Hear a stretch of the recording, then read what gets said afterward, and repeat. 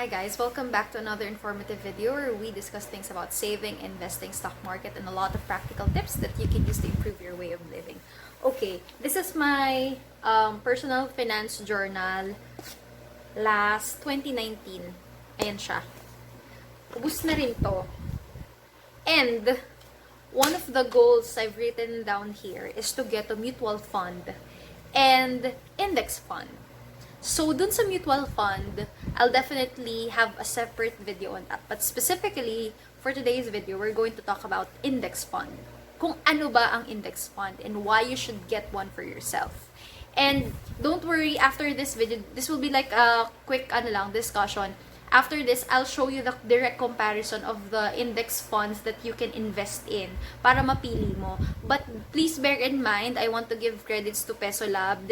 That's actually my favorite site to validate or check some details about some of the best performing investments that I also want to venture in. So, you can definitely check out PesoLab. Sobrang nakakatuwa yung mga tao behind PesoLab. Sobrang laking tulong nila. And I'm also sharing that.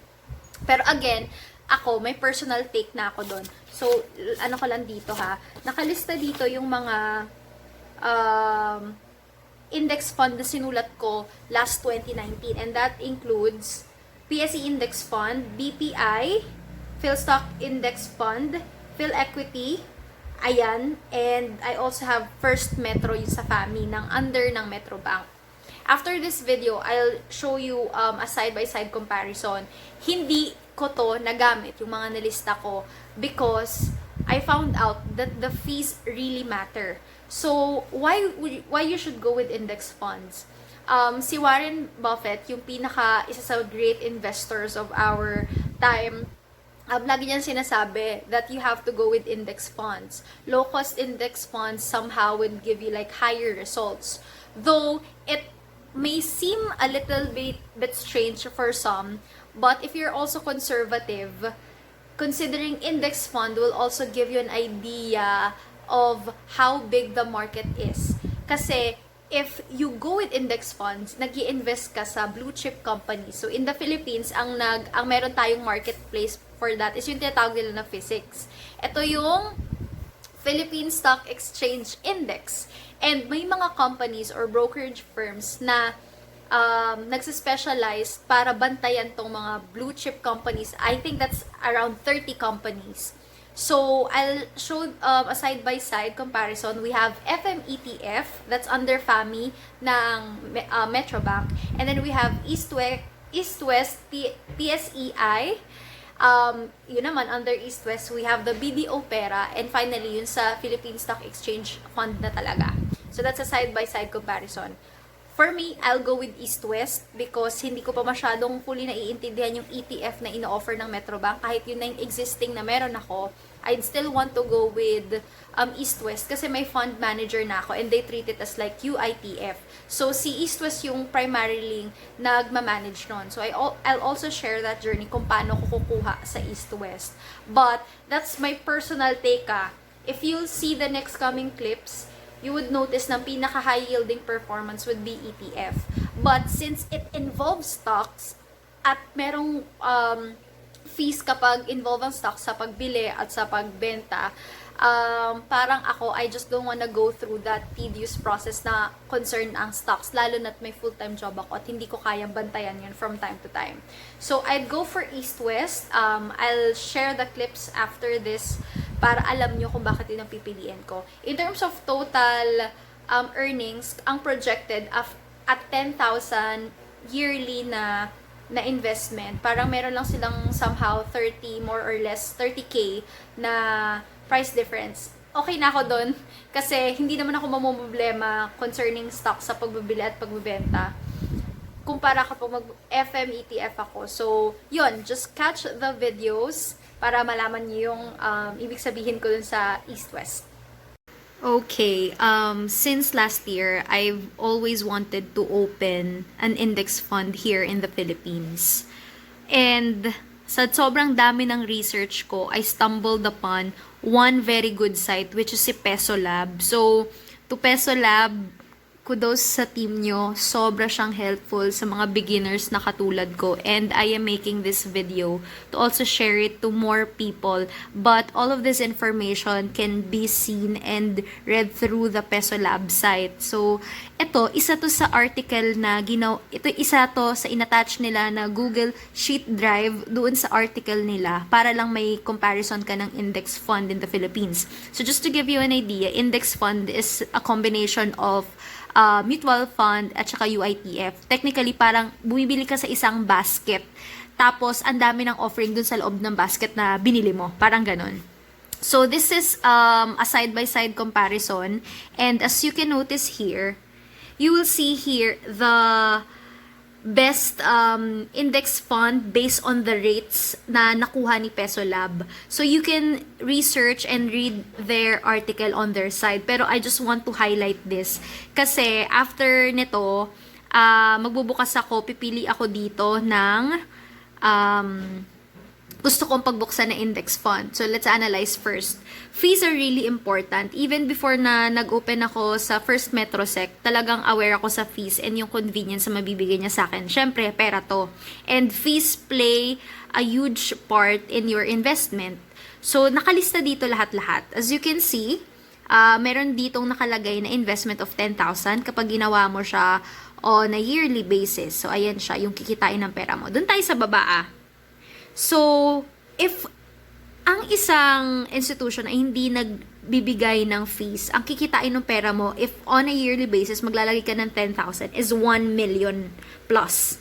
But, it's very rare that these companies will not charge you any fees because how will they earn? So, in FMETF, which is under Metrobank, kaya ako nag-first Metrosec din kasi ang ganda din talaga ng mga products ni Metrobank in terms of investment siya ang may pinakamalaking return. So, that's FME. Yun yung ETF na ino-offer. At saka alam ko ito yung pinaka-isa sa Philippines Ayan. And then, next would be itong East-West, followed by BDO Pera, which I really don't like. Lahat ng pera funds sa Philippines I hate because, share ko na lang sa ibang video yon, but I really hate yung pera fund dito sa Pilipinas. Next would be the Philippine Stock Index Fund. So, ayan. Ayan siya. Sa lahat ng to, ang pinakamalaking return is yung FMETF at saka itong sa East-West. Ayan. Ayan siya. So, I'll show in my next video itong pagbukas ko ng ETF with subsidiary ni Metrobank. Pero uunahin ko muna yung sa East-West. So, ayan yung difference niya. Dahil sa fees. So, di ba medyo malaki din. Nasa 30K plus difference din siya kung iisipin mo. So, ayan. Okay, so naputol lang ako. Going back, so we have here First Metro Philippine Equity Exchange Traded Fund, which is under Metrobank. East-West PSEI Tracker Fund under East-West, and then we have BDO Pera Index Fund. And then Philippine Stock Index Fund. I've heard a lot of horror stories sa Philippine Stock Index Fund, so I won't run through that. And pati sa BDO Pera Index Fund, which I'll just share in a separate video. So, ang options natin, dahil nga kukuha tayo ng index fund, is itong kay Metrobank, tsaka dito kay East-West. So, let's go now to the fees, ang total na earnings na, pinakita ko na, isang 903,000, isang 869,000. So, there's like a 30K difference. Now, let's now go to my decision kung alin sa dalawa yung kukunin ko. Considering, tapos na nga itong debate dito sa BDO and PSIF kasi nga ayaw na nga natin dito. Dito tayo sa FMETF, tsaka sa East-West PTF. Dito ako ngayon magbubukas sa East-West. And you'll be asking why. Sasabihin niya sayang yung 30,000. I am a user of First Metrosec and marami na rin akong tinanong regarding ETF. At doon sa First Metrosec platform, may option din doon for ETF. So kung magbubukas ka ng account at gusto mo ng ETF itry, kailangan mo muna magkaroon ng First Metrosec account. That's what I heard and yun din yung mga sinabi sa akin dun sa group na community na meron ako for First Metrosec users. Now, if it's related to stock market at ganun nga yung mangyayari dito sa FMETF, then may mga charges din yung pagbili ng stock.